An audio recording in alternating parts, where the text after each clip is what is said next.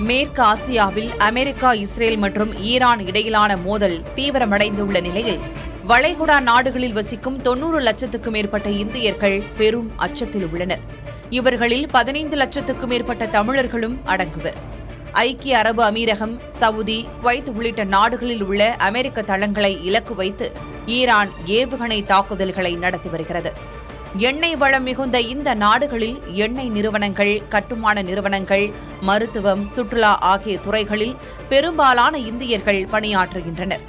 ஐக்கிய அரபு அமீரகத்தில் 6.7 லட்சம் தமிழர்கள் உட்பட 35.7 லட்சம் இந்தியர்கள் வசிக்கின்றனர். சவுதி அரேபியாவில் 4.6 லட்சம் தமிழர்கள் உட்பட 24.6 லட்சம் இந்தியர்கள் வசிக்கிறார்கள். கத்தாரில் 1.7 லட்சம் தமிழர்கள் உட்பட 8.3 லட்சம் இந்தியர்கள் வசிக்கின்றனர்.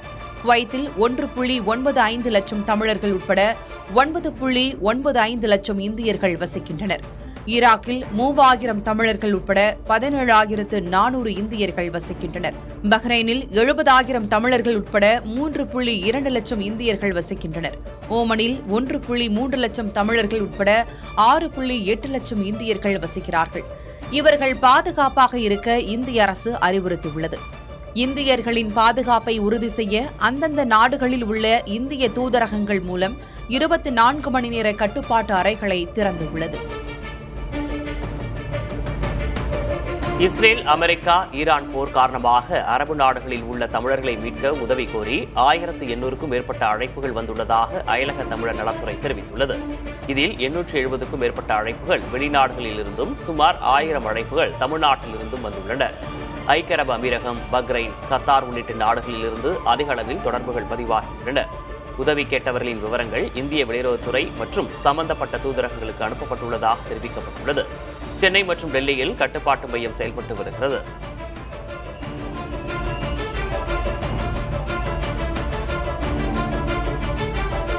மேற்கு ஆசியாவில் சிக்கியுள்ள இந்தியர்களை தாயகம் அழைத்து வர இன்று 58 சிறப்பு விமானங்கள் இயக்கப்படும் என்று மத்திய சிவில் விமான போக்குவரத்து அமைச்சகம் அறிவித்துள்ளது. இதில் இண்டிகோ நிறுவனம் 30 விமானங்களையும், ஏர் இண்டியா மற்றும் ஏர் இண்டியா எக்ஸ்பிரஸ் நிறுவனங்கள் இணைந்து 23 விமானங்களையும் இயக்க திட்டமிட்டுள்ளன. மேலும் அவசர காலத்தை பயன்படுத்தி விமான கட்டணங்கள் உயர்த்தப்படாமல் இருப்பதை அரசு தொடர்ந்து கண்காணித்து வருகிறது.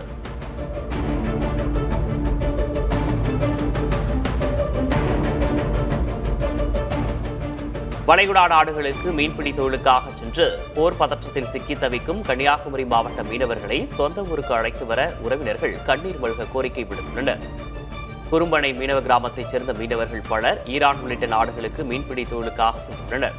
தற்போது நிலவும் போர் பதற்றத்தால் அவர்களை தொடர்பு கொள்ள முடியாத நிலை ஏற்பட்டுள்ளதாக கவலை தெரிவித்துள்ள உறவினர்கள் மீன்வளத்துறை அலுவலகத்தில் முறையிட்டிருப்பதாகவும் கூறியுள்ளனர்.